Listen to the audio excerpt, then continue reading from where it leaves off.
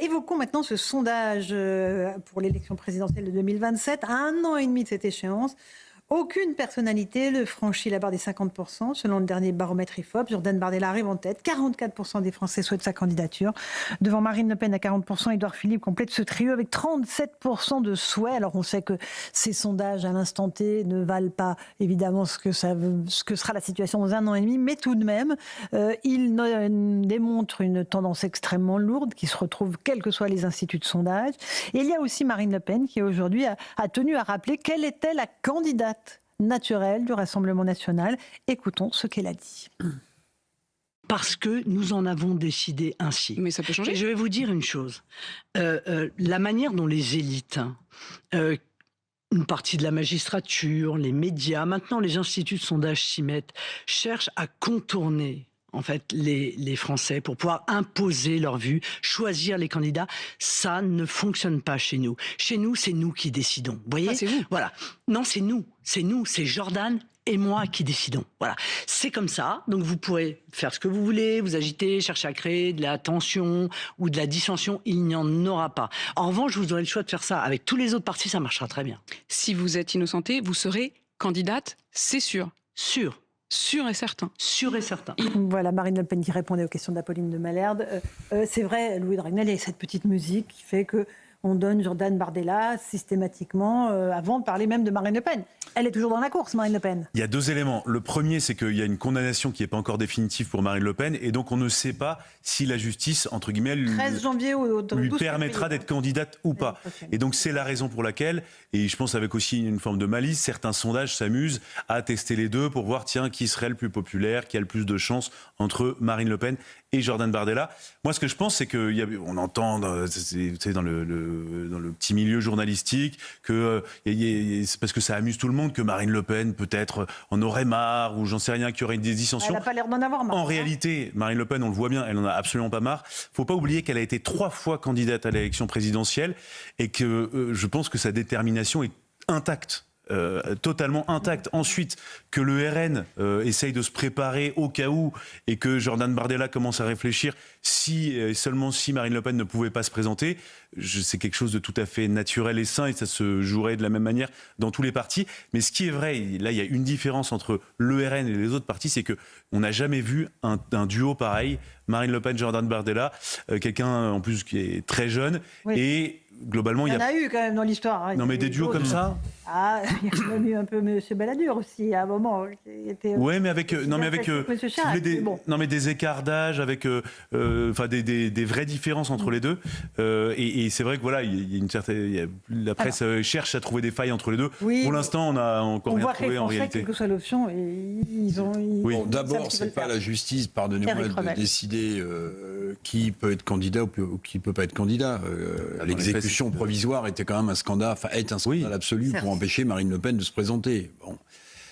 Maintenant, moi je me demande, ce duo peut devenir un ticket aussi. Vous savez, c'est aussi quelque chose qu'on entend.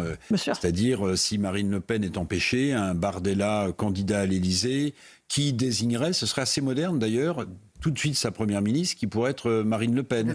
Et donc vous auriez, vous auriez un ticket, homme-femme, vous auriez une expérience. Elle n'avait pas l'air de dire ce matin qu'elle serait la première ministre de Jordan Bardella. Parce qu'elle ne peut pas débrancher. Vous dites un peu évidemment, des fake news. Et si la justice... Non, c'est pas une information. C'est une blague. Une hypothèse. C'est une hypothèse, un sentiment politique. Mais elle ne peut pas dire autre chose aujourd'hui. Mais si la justice en décide autrement, bon... par définition, un Premier ministre, il n'est pas élu, il est désigné. Cela dit, c'est une hypothèse qui a déjà été évoquée devant elle, et elle a dit jamais je ne serai. Non, puisqu'elle défend l'idée qu'elle pourra se présenter. Elle a dit non. Donc, non, elle a dit non dans la perspective des élections législatives, la dissolution. C'était à ce moment-là. Après, je ne sais pas si elle s'est encore jamais exprimée sur sur les conséquences de la prochaine élection présidentielle. Alors, elle a dit qu'elle ne serait pas Premier ministre de Jordan Bardella ce matin. Regnault. Non, mais vous parliez de petite musique, moi je parlerais plutôt de petit silence. On a l'impression que l'espace médiatique a un peu enjambé la décision de justice à venir et se place dans l'hypothèse vraiment solide où ce serait M. Bardella le candidat. Après, écoutez, je ne suis pas psychologue, mais je sais qu'en France, ce qu'on vise, c'est le poste de roi, le roi monarchique avant, et maintenant c'est le roi démocratique, le roi républicain. ça n'intéresse pas le poste de Premier ministre, Madame Le Pen. C'est présidente de la République ou rien, c'est ça la psychologie. Elle ne va pas se contenter d'un numéro 2. Donc moi, je l'ai trouvé quand même un petit peu crispé ce matin, un peu énervé qu'on la classe déjà parmi les affaires classées. J'ai trouvé un petit peu... voilà. Je trouve qu'elle avait l'air un peu amère que l'espace médiatique fasse comme si elle n'existait plus. Louis de Ragnel, on est loin de l'échéance encore, présidentielle. Il peut se passer des milliards de choses. Mais, je le disais, on a une tendance quand même très très lourde de la part des Français, sondage après sondage, en faveur du RN. Ouais, vous avez raison. En fait, ça fait 5-6 ans que le socle, la base électorale du RN se consolide et surtout se structure.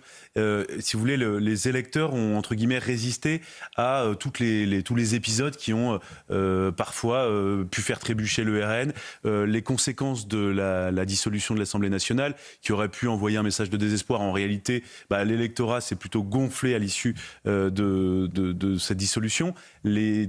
Toutes les affaires, entre guillemets, judiciaires, de la même manière, n'ont pas entaché, n'ont pas dissuadé des électeurs de voter pour elle.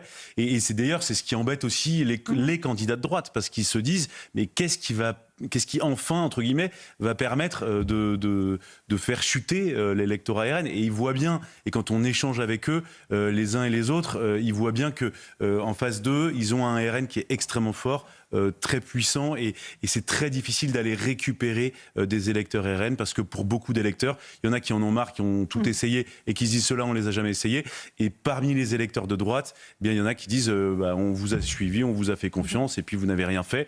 Donc c'est vrai que voilà, c'est tous ces éléments-là qui structurent le vote du Rassemblement national. Et regardez ce qui se passe sur le terrain, c'est intéressant. Avant les élections, en mois de mars, les élections municipales, vous avez déjà des alliances. Par exemple, Madame Vassal a dit que dans l'éventualité, elle pourrait, le cas échéant, elle est républicain, elle est républicain, s'allier au Rassemblement national.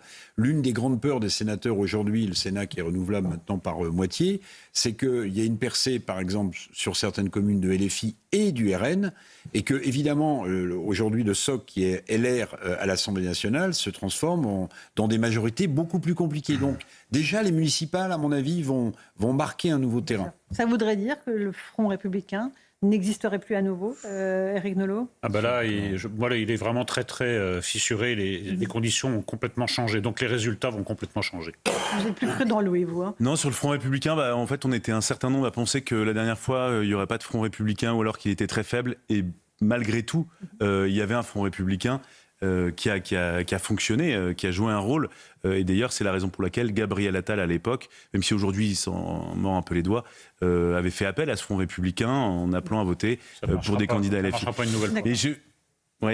Il l'a expliqué, ce choix, dans La France en face avec Sonia Mabrouk la semaine dernière sur nos... Avec vous.